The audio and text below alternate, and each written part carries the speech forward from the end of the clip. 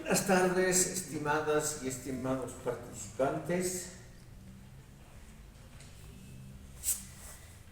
Recibí dos consultas telefónicas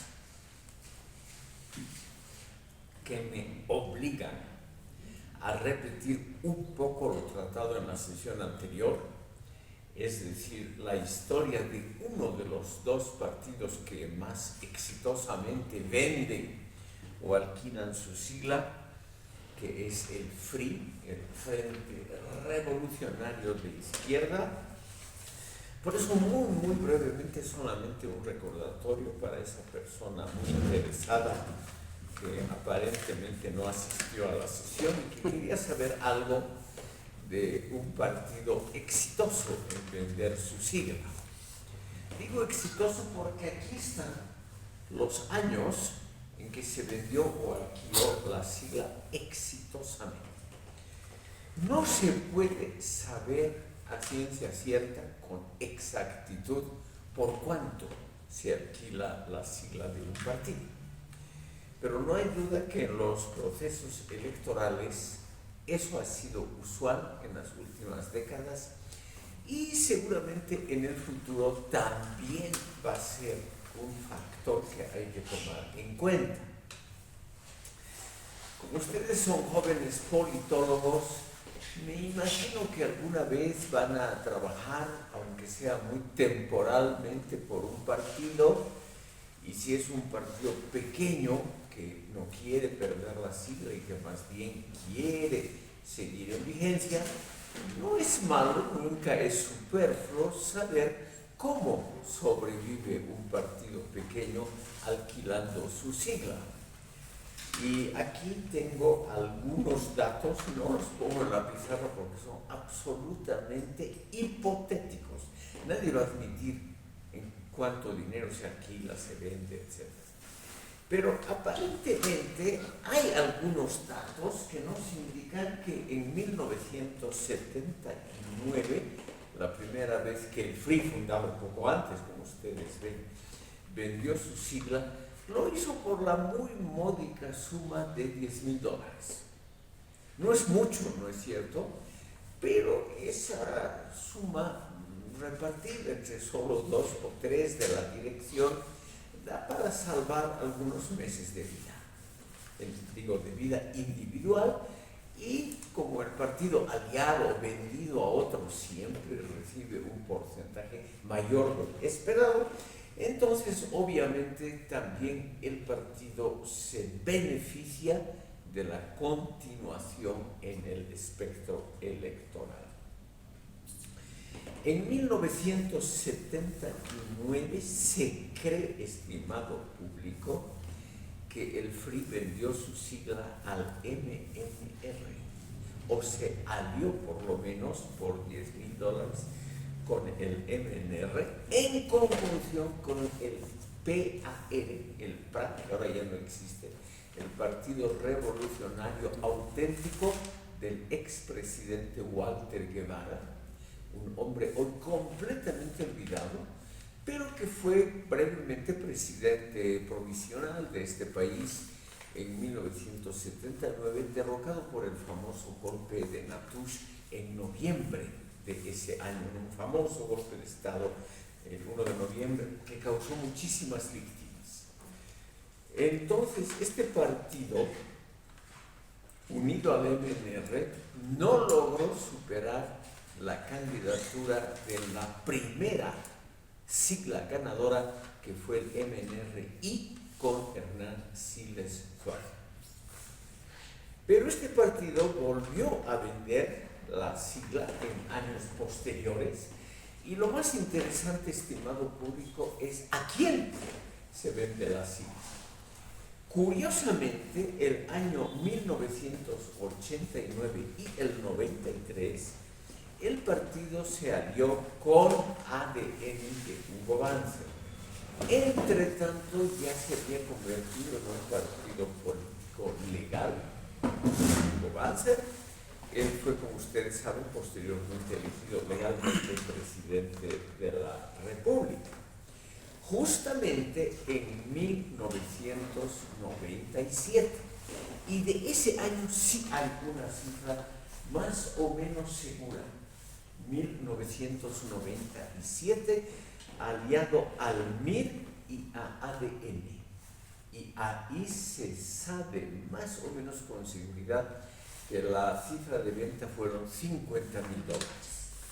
Como ustedes ven, es un éxito ascendente. Y así probablemente pasó en las elecciones posteriores. En 2014 el PRI estuvo aliado a Samuel Doria Medina y este es el dato esencial, el 2019 fue la cifra central de la candidatura de Carlos Mesa Quispe, y ahí se calcula que el precio de venta fueron $100,000.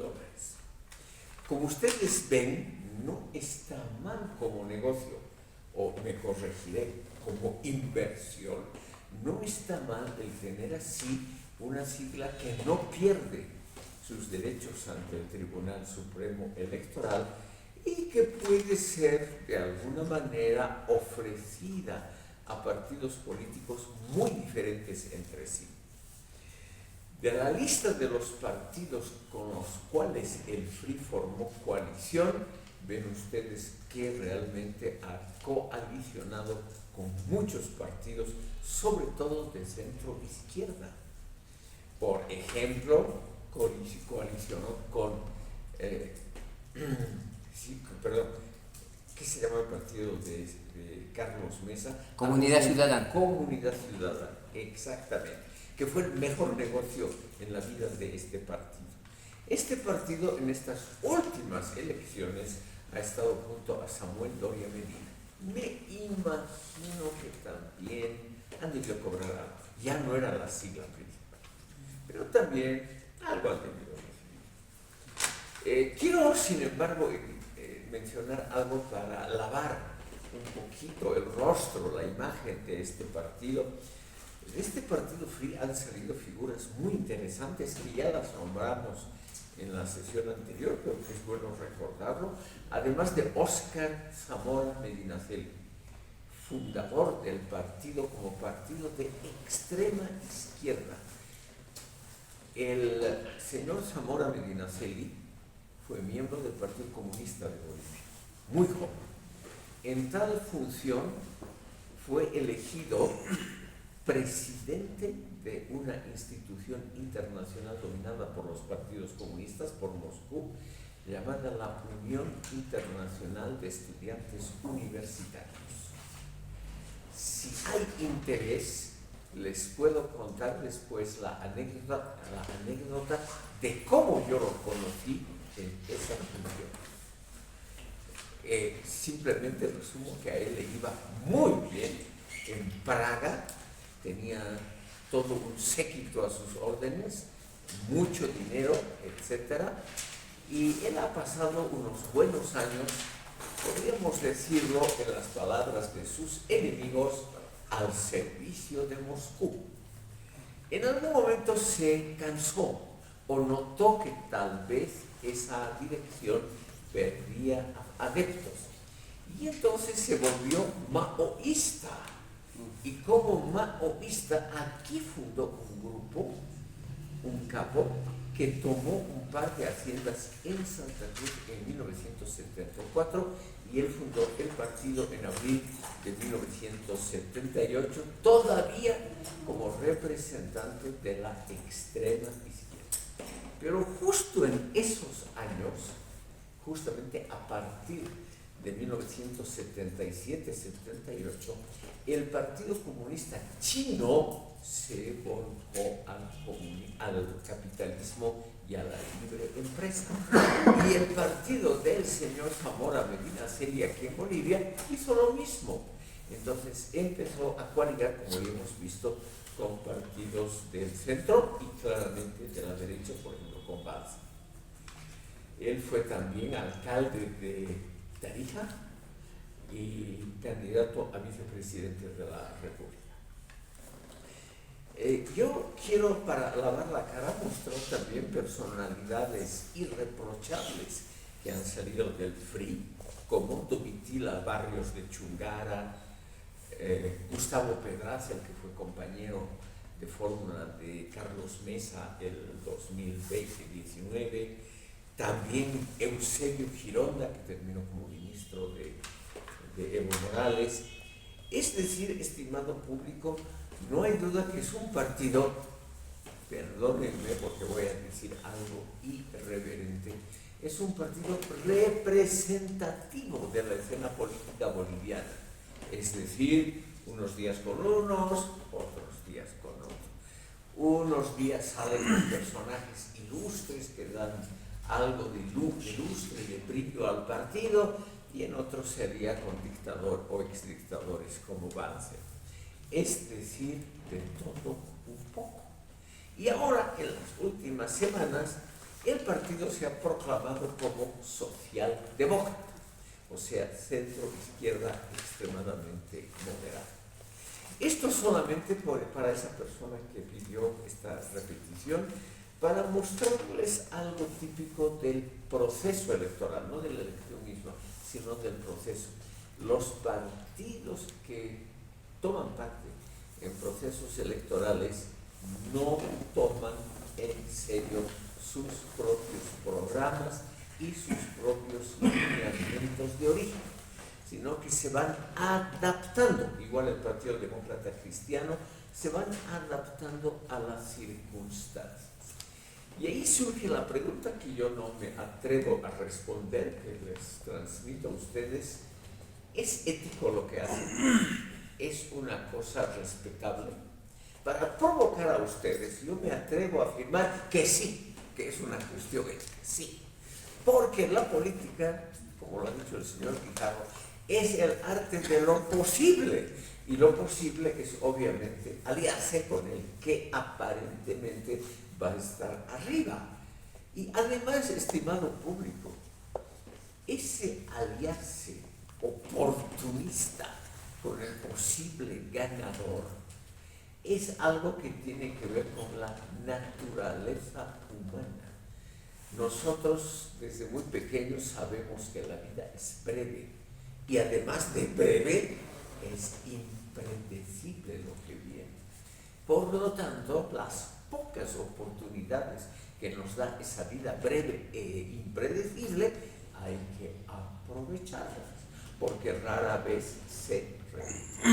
Entonces, el cambiar de alianzas, cambiar de programática, etcétera, es algo que es usual, que está moralmente permitido. Nadie habla mal de este partido hoy.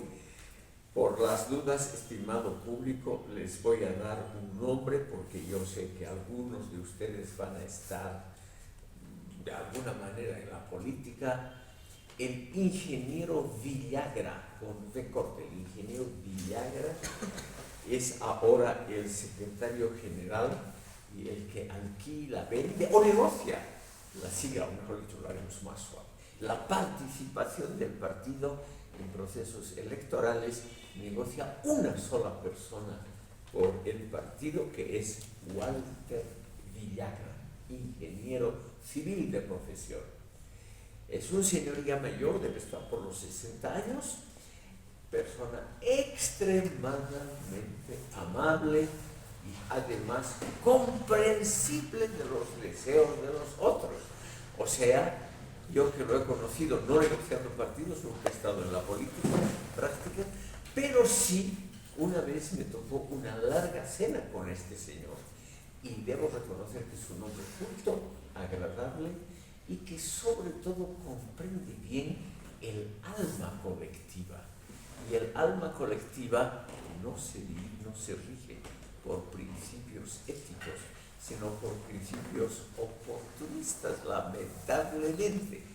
Entonces, Walter Villagra, secretario general del FRI, de alguna manera corresponde al político típico del país. Dios quiera que esté en decadencia, Dios quiera que la cosa se vuelva más ética, más programática, menos oportunista, pero todavía, por las dudas, podemos decir que el partido FRI, igual que Villagra personalmente corresponden no más a lo que es la política en este país y prácticamente en casi todo el mundo.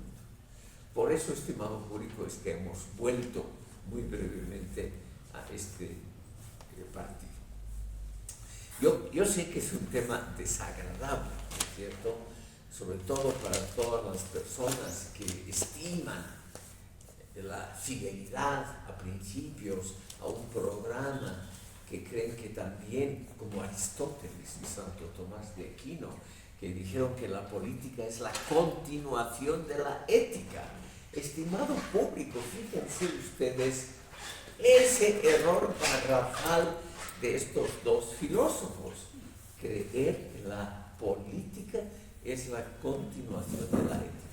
En cambio, Maquiavelo y los sucesores, podríamos decir que la gente que maneja el FRI comparte esta idea maquiavélica, la política tiene autonomía moral. Y al tener autonomía moral, la política no está obligada a seguir un decálogo ético, una guía moral de comportamiento, una guía que puede tener antecedentes muy brillantes como Aristóteles, el decálogo judeo-cristiano o cualquier cosa, sino que el único principio, lo ha dicho Maquiavelo, de la política es la eficacia técnica. Y en política eso significa la conquista y la consolidación del poder. Y estos señores algo saben de eso. A todos ellos les ha ido muy bien. Walter Villagra es un hombre muy exitoso financieramente. El señor Quijano tal vez me va a contradecir. Adelante. No lo voy a contradecir, sino más bien voy a hacer algunas puntualizaciones que me parecen importantes. Hablando no solamente del FRI, sino de todos los partidos que aparentemente son chicos. Cuando creo que nace el FRI con el señor Óscar Zamora en 1932, nació con unos principios, ¿correcto? Una vez que el señor Óscar Zamora deja este mundo, yo creo que a partir de ahí ya han comenzado, no diría yo a vender, sino a hacer negocio.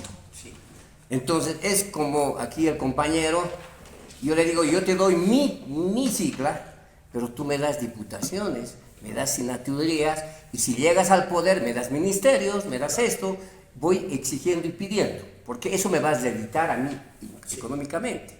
Entonces el compañero no tiene sigla, me va a decir, ya, ok, no hay problema, ¿no ve? Yo te doy nomás la sigla me das, y yo te doy las diputaciones, y después arreglamos ahí adentro como si llegamos al poder. En todos los casos casi se hace así. Se maneja, claro, se maneja más o menos de esa manera la política. Entonces, ahora, los partidos pequeños, los que por lo menos, por ejemplo, en este caso el señor Quiroga, pues no tenía sigla y vio en el FRI que él podía hacer ese negocio, pero que los otros partidos no iban a hacer ese negocio, porque los de Comunidad Ciudadana, que podían haberse aliado con el señor Quiroga, no lo hicieron, se hicieron con Doria Medina. Entonces, cuando los partidos pequeños se sienten solos, tienen esa posibilidad de hacer ese tipo de negocio. Yo lo llamo negocio, porque más que todo, digamos, vender casi básicamente es agarrar un dinero y después no más. Pero si yo tengo diputados, claro, si yo tengo mis diputados, mis senadores, tengo mi gente en el gobierno, pues ellos van a aportar al partido y voy a seguir yo sobreviviendo. Entonces, lo manejan de esa manera. Ahora, con esto finalizo. La señora Copa sabía que no podía aliarse ni a Tuto Quiroga, ni a los grandes, digamos, vamos a decir así, en esos términos. Sabía que no lo iba a hacer. Entonces, sabía que también iba a perder su personalidad jurídica porque nadie iba a votar por ella. Entonces, lo mejor que ha podido hacer ella es bajarse, no perder la personalidad. Y lo mismo no ha pasado con Johnny Fernández. Johnny Fernández aseguraba que iba a estar con Evo Morales, lo decía entre paréntesis, ¿no? Lo decía, que vamos a ganar, la dupla ganadora. Él asumía que iba a estar con él porque iba a darle su sigla. Le salió mal la jugada.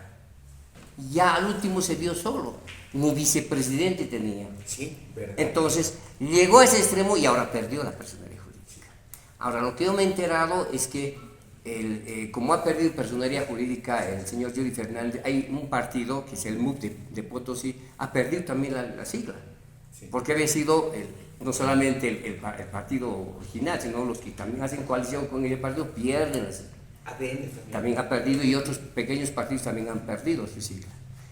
Con eso sería, gracias. Estimado público, les quiero contar una mini anécdota que he escuchado.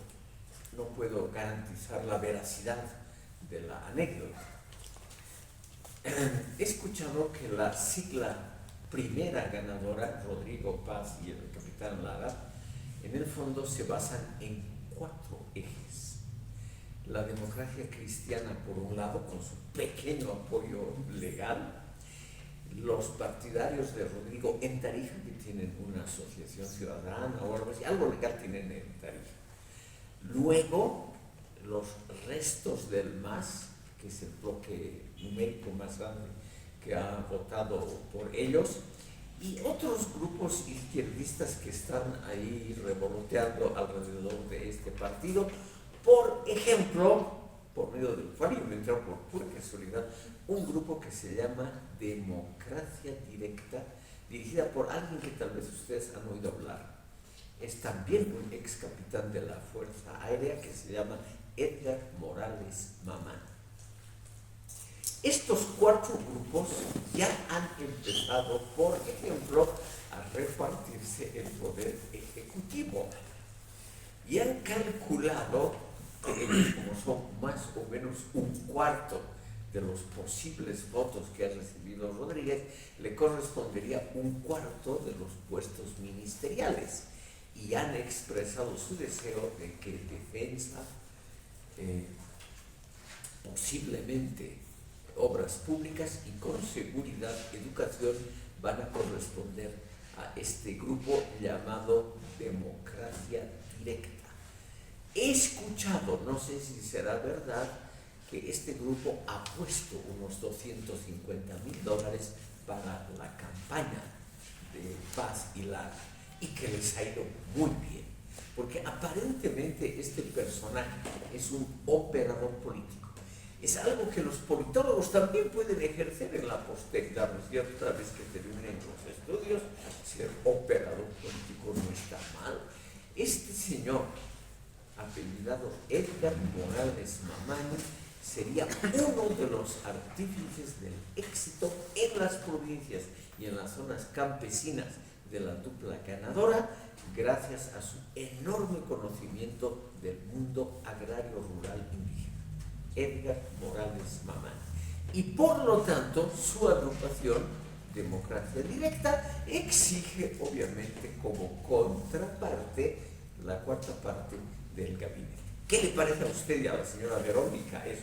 Yo le pido a la señora Verónica que nos aclare, porque ella representa, creo yo, me puedo equivocar, la línea ética, la línea que está más pegada a lo programático, a la fidelidad al programa. Bueno, ¿qué puedo decir?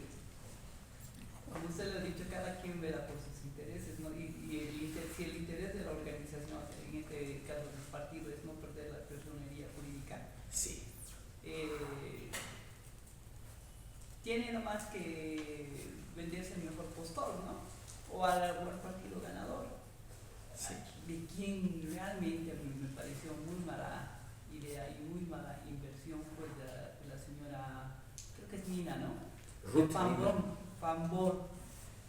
Pambores. Sí, sí. Pambor, que teniendo la personería jurídica vigente ha apostado, todos ya sabíamos que era el lado perdedor, y ahora tiene varios conflictos con, inclusive por sus declaraciones. Creo que está detenida.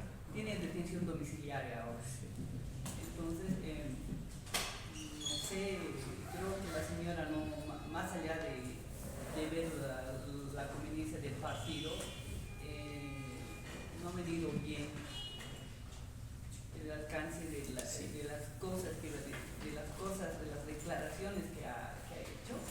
A mí me parece aberrante que una persona que haya estudiado Derecho esté incitando a las personas a alzarse acercarse, a delinquir, a no ir a no,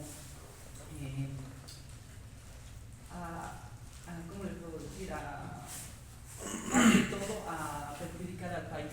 Es decir, lo que se trata de este acto de democracia, que son las elecciones generales, es a levantar el país, ¿no? Seguir adelante con el país. Y las declaraciones a mí me han parecido demasiado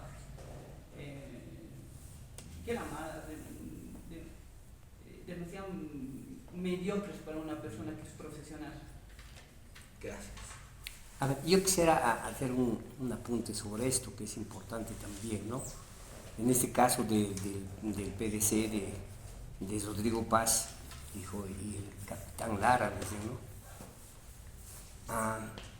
Si bien ellos han conformado una agrupación, todo, es como en todo, ¿no? La torta tenemos, pero hay que partir ahora la torta. Hay que partir, sí. El problema va a ser para ellos, si llegan al poder, porque hay que pensar primero en que la torta tiene que partir primero entre ellos y después entre los otros, ¿no ve? Entonces la torta va a ser tan pequeñita para cada uno y ahí va a ser los problemas. Y no saben al gobierno, por eso que también el señor Morales en una oportunidad dijo que sería mejor que sea el Doria Medina, así rápido lo van a sacar del gobierno y listo, fácilmente va a ser. Y eso puede ocurrir también con estos otros caballeros, porque, como le digo, lo que han ofrecido ellos a su agrupación y a todas las agrupaciones que han conformado ahorita, les han ofrecido también lo que usted dice, ¿no? Partes del gobierno, partes de las cosas, y si no se da eso, ellos van a comenzar a drenar eso. Y por el otro lado va a tener al otro frente, que son los que van a casi imponer ¿cómo se dice? Su política económica, porque el legislativo controla ahorita todos ellos. Entonces, va a ser un problema para este nuevo gobierno. Ahora, si vamos al otro lado, la diferencia del otro lado, que tampoco ha tenido, y todos conocemos quiénes han agrupado su alianza, ¿no ves? Demócratas, el único y otro partido pequeño, me acuerdo un nombre, son muy pocos. Y si vamos al Parlamento, ellos sí pueden cohesionarse. ¿Por qué? Porque está Doria Medina, está el mismo Tuto, está el mismo Manfred, y pueden llegar a un acuerdo. Y ahora con eso termino, con ese problema interno que tiene ahorita el Partido Demócrata Cristiano con Rodrigo Paz, por lo que había hecho en espaldas de ellos, esos diputados y senadores van a pasar también al otro bando. Entonces le va a complicar la vida a eso. Y quién sabe, ni dure ni un año. Y lo que decía el señor Morales, lo van a voltear rápidamente por esos problemas que ha tenido. Gracias. Eso es El señor Fernando. Sí, quiero hablar un poco aquí hablamos mucho de ese espíritu que representan estos políticos, y siempre estudiamos a lo largo de la carrera que muchas veces estas actitudes surgen también de las personas, es decir, el político es tal y como es su sociedad, ¿no? Y eso me recuerda a cómo el otro día a casa de campaña del Tuto llega un grupo de señoras diciendo que tienen 15.000, 20.000 votos más o menos y querían un viceministerio o algo así, pero votos garantizados, ¿no? Entonces, lo que sé es que se les rechaza y para cuando se les está dando pues el no, dicen no, ya no queremos, ya nos están aceptando en este otro lado, ¿no? Entonces, para subir. Y ya no es pues un político grande solo que va ahí y negocia a espaldas de la gente, es alguien que va a negociar los votos de la gente, es decir, la gente dice ya yo voy a votar a cambio de que yo pueda obtener algún beneficio muy pequeño, ¿no? Entonces ya no es el espíritu pues corrupto, malicioso de las personas, sino de todos sus votantes en general, ¿no? Algo de la Entonces, naturaleza humana es. Ya no es solamente en las esferas, sino también se da en todos los niveles, entonces es importante recordar eso. Gracias. Estimados, muchas gracias por la participación y ahora vamos a cambiar un poquito el tema y vamos a entrar a un asunto estrictamente politológico. Ustedes saben que pronto se nos viene la segunda vuelta de la elección, que es la elección nacional del presidente y del vice en la segunda vuelta, llamado balotaje. Y es un tema donde en este curso hay que discutirlo porque es realmente muy interesante para comprender la segunda parte del título de este módulo, que es el comportamiento electoral. Quiero mencionarles a ustedes que hay una serie de comentaristas, aquí he puesto dos, el señor Flores y Eduardo Leaño, que cada semana publican artículos en el péndulo político. Yo no quiero hacer propaganda, nada me liga al péndulo político, nunca he publicado una línea ahí, pero no hay duda que después de que no hay página 7, la decadencia de los tiempos que ya no tiene su suplemento dominical, etcétera, etcétera, el péndulo político, a mitades entre el Correo del Sur de Sucre y el Potosí de Potosí, se ha convertido por la calidad, diría yo, de los aportes en el principal, podríamos decir, recinto, arena, donde se discuten cosas de política con un buen nivel. Y la mayoría de los participantes son precisamente politólogos, como ustedes. Y es por ello que debemos, un poquito le vamos a prestar atención a lo que dice el péndulo político con respecto a la segunda vuelta de las elecciones. En primer lugar está, estimado público, la idea repetida por muchos ámbitos de que la popularidad de los candidatos se va a decidir en las redes sociales. Por eso he puesto aquí las redes sociales con una flecha ascendente, significa que ganan en importancia, y el clásico espacio público anterior, por ejemplo, conferencias, los candidatos hablaban en la vía pública, hacían grandes discursos o llenaban plazas, como todavía los periodistas en Argentina que pueden llenar plazas, y ahí es importante escuchar las directivas de los líderes. Ahí nunca participa el pueblo llano en esas grandes cosas. Pese a su enorme peso, realmente son los dirigentes los que dan la pauta de lo que debe hacerse, por ejemplo, cómo deben votar, etc. Y estos analistas políticos sostienen que los espacios públicos se hallan en decadencia, es decir, que no son tan importantes para influir sobre las preferencias electorales, que son mucho más importantes hoy en día las redes sociales.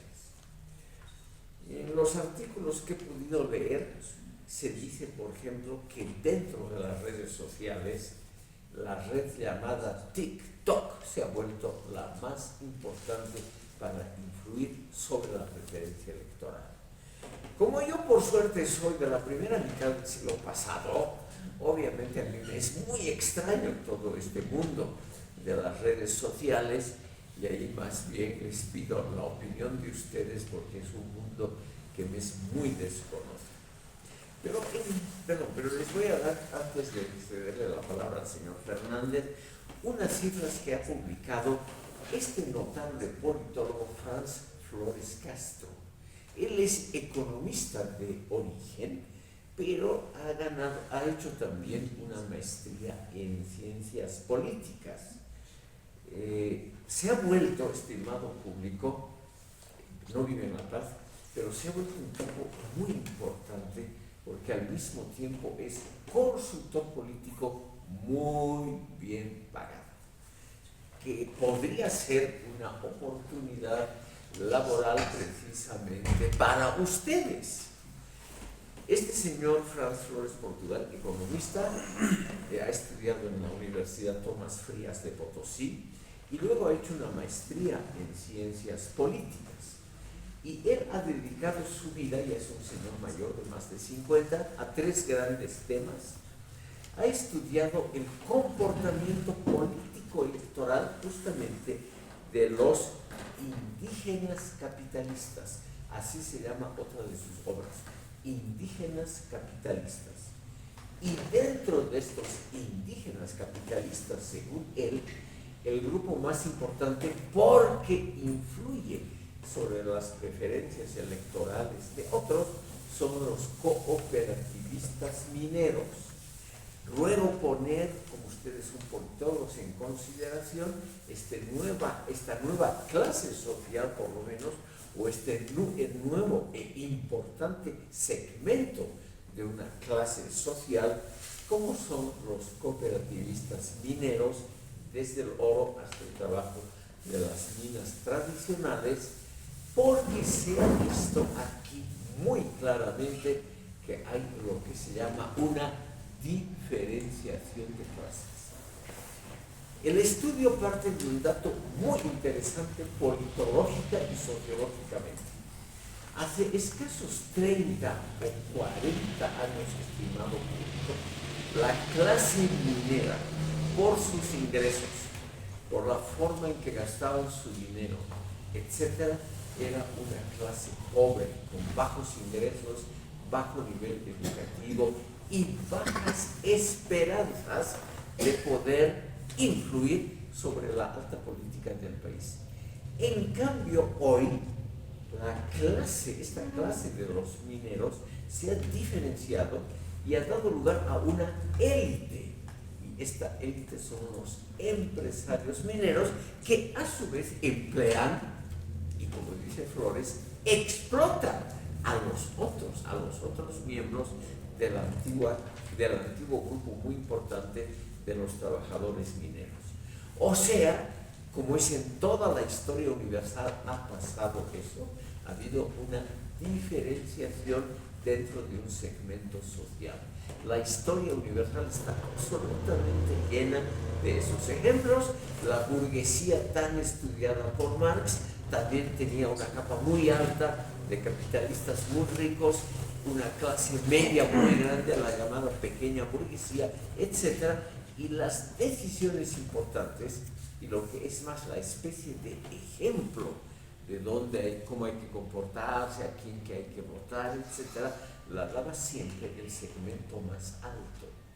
Y según Flores, hoy en día es el segmento privilegiado de los cooperativistas mineros, junto con los empresarios ricos de origen indígena, los camiris, los que influyen poderosamente sobre la masa indígena del país. Es la teoría de Flores Castro, y como tiene que ver con nuestro tema de comportamientos sociales, es que me he permitido mencionar este nuevo aporte teórico. Luego tenemos, estimado público, al sociólogo, pero especializado en cuestiones políticas, Eduardo Leaño. Por varias razones es importante. Él mismo se califica hoy como conflictólogo. Eduardo Leaño es en este momento el director de la carrera de Ciencias Políticas de la Universidad Pública de El Alto, UPA. O sea, él decide quién va a ser profesor, quién no, quién va a ser asistente o no, qué materias se van a dar. Tiene una cierta influencia dentro de la UPA de El Alto. Y él, yo lo he conocido cuando yo trabajé hace 20 años en la Corte Nacional Electoral. Él era el encargado de un procedimiento matemático bastante complicado, que es convertir votos en escaños parlamentarios. Porque no es tan simple como uno cree, el partido tal gana 20% y recibe 20%. No es nunca así. Siempre es algo más complicado. Porque hay que usar un método matemático para hacer la división de votos en escaños. Y ese procedimiento matemático lo domina relativamente poca gente. Lo vamos a ver en una de las sesiones últimas de este curso. Y Eduardo Leaño durante muchos años era el funcionario de la Corte que usaba el método DONT, vamos a ver en una sesión posterior cómo se lo utiliza para convertir el número total de votos de un partido en escaños según los departamentos. Y ahí siempre hay algunas sorpresas de cómo sale esa división. Por lo tanto, las opiniones de Leaño y de este Flores Castro son importantes. ¿Qué opinan ustedes de esa idea? Las redes sociales, especialmente TikTok, van a decidir la segunda vuelta del balotaje en octubre de este año.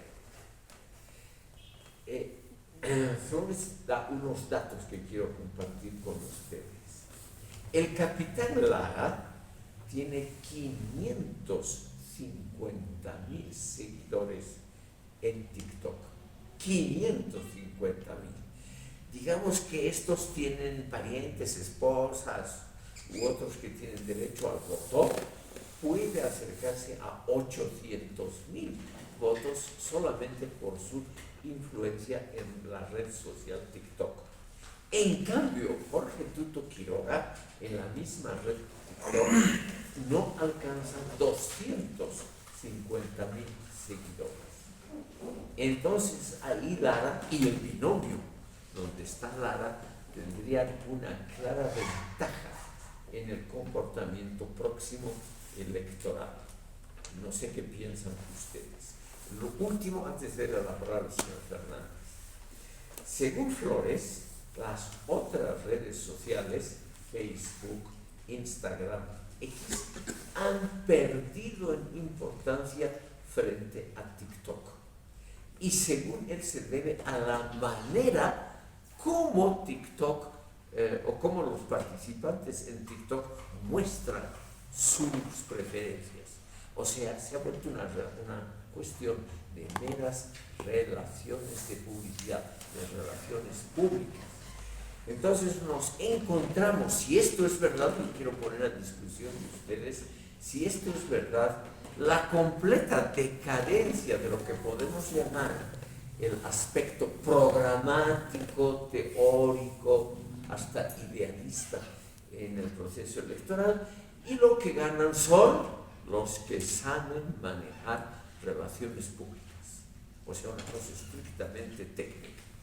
Si eso es así, y eso según estos autores es así, en el mundo entero hoy en día nos encontramos ante una pérdida de la dimensión política práctica, propiamente dicha, y por lo tanto es una pena, para decirlo así, que el mundo actual vota en el fondo por lo que le incitan los expertos en propaganda, una cuestión técnico-comercial, y no las grandes ideas políticas del pasado.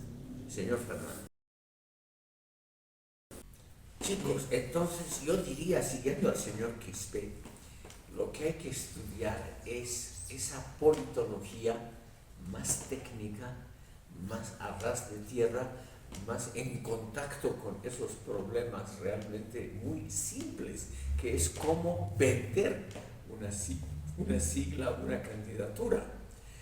Y yo aconsejaría entonces que ustedes ya no escuchen cursos, conferencias, asignaturas que tienen que ver con teorías, con el pasado, con grandes proyectos teóricos del pasado, etc. Me duele mucho decirlo, señor Álvarez, pero parece que el mundo actual ya no quiere escuchar qué ha dicho Marx o qué podría derivarse claro, qué podría derivarse, por ejemplo, para ganar una elección, qué podría derivarse de la gran obra, no solamente de Marx, sino de Lenin y de todos los sucesores, qué podría resumirse de esas grandes teorías para ganar una elección. Parece, lamentablemente, que eso ya no funciona.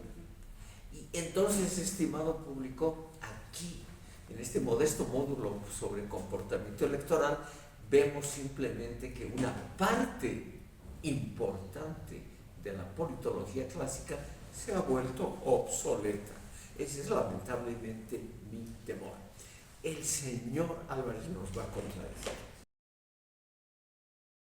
Agradezco mucho a los señores Mena y Fernández porque han relativizado mi pesimismo. Yo pensaba también que las redes sociales iban a dominar el mundo junto con los técnicos, y aquí hay un momento de esperanza, simplemente porque ellos han relativizado el alcance de las redes sociales, lo cual puede ser un momento de esperanza para el futuro. O sea, simplemente relativizar el alcance quiere decir que hay más gente que piensa, por lo menos un poquito, por cuenta propia, lo cual siempre está muy bien. Muchas gracias por hoy.